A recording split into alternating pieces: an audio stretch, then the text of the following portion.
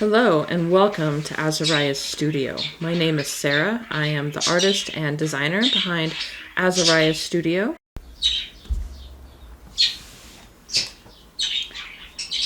I'm going to show you how to work a double crochet decrease. If you want to make a swatch and follow along, grab some yarn and a hook.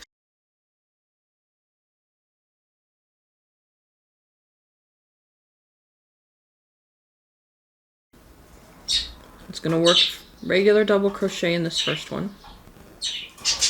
Now to double crochet two together, I'm going to yarn over, insert the hook into the next stitch or the stitch indicated or the space, yarn over, pull up a loop, yarn over, draw through two.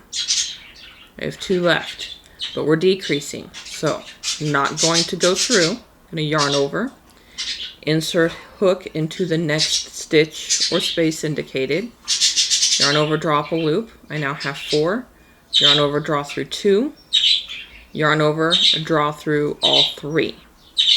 That is to make two stitches into one stitch. You can make three stitches into one stitch by taking it a step farther. So that was the first one. Here's into the second stitch. And that's where we were to put two together. To put three together, we're going to go one more. And now there's four remaining. Yarn over, draw through four.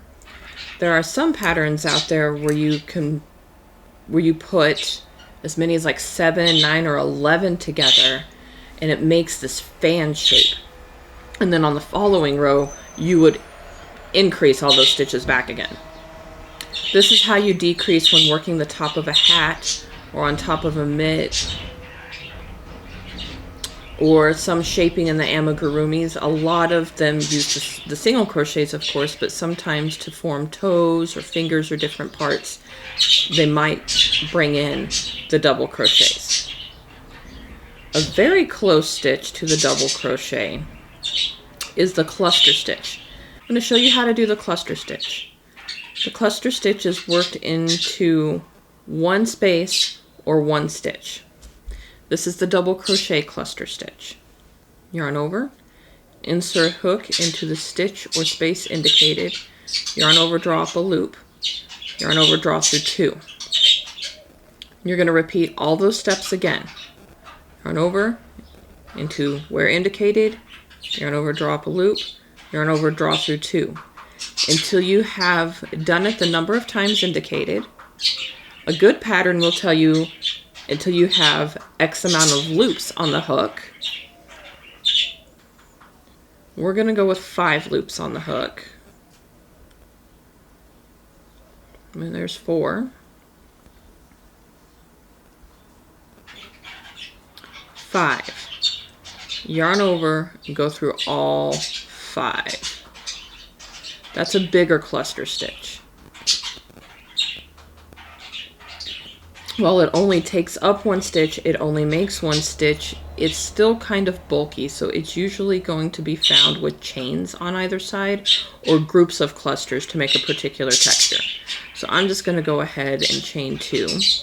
We're going to skip the next 2, and then we're going to start in the next one. So yarn over, insert hook, yarn over, draw up a loop. I now have 3, yarn over, draw through 2.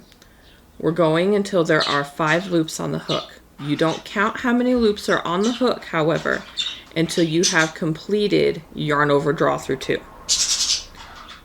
Now you can count. There's 3. So if I stop and I count here, oh, I've got my 5. Yarn over, draw through 5.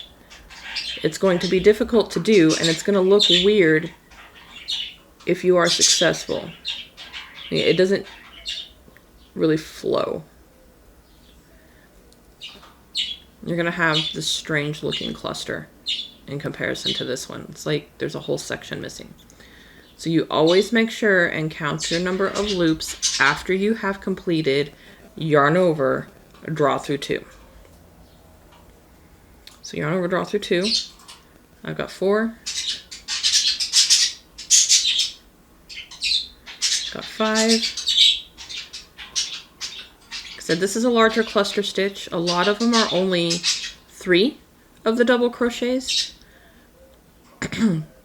So there's 1. So you do it 3 times. So 1, 2, 3. And we have 4 stitches left on the hook. If the pattern does not tell you how many stitches to work to on the hook, take the number of times it tells you to repeat the steps and then add 1. So I knew I was going for 3, so that meant 4 loops. Yarn over, draw through 4. Some patterns will have a chain right after, and that closes the cluster. It depends on what I'm working on as to whether or not I like that. So I did the chain 1. We're going to do a cluster right in the next stitch, so I can show you the difference and what it looks like.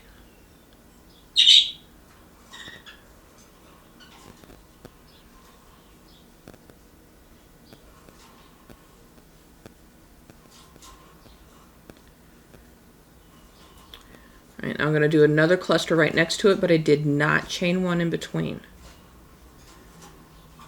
I'm on an edge here, and you're going to see what it's doing to the fabric.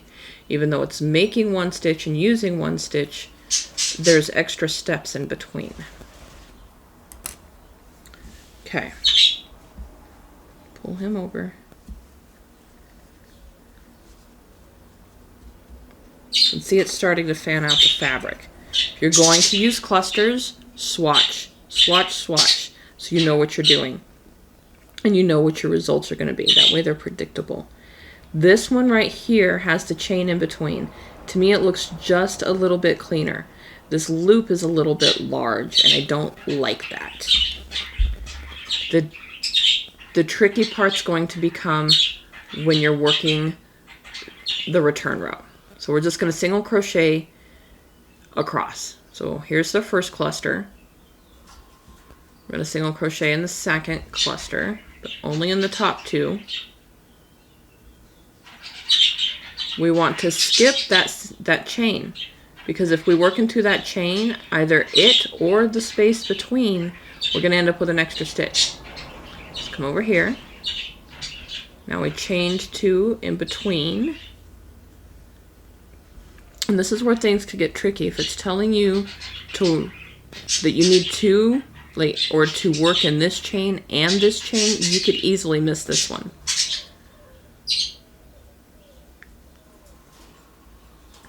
Like if it said to single crochet in each stitch across, yeah. Make sure you get both those chains.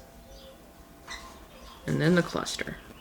And again, 2 chains. That's why it's best to look at your work from the top than from the side. So from the side, you could miss it.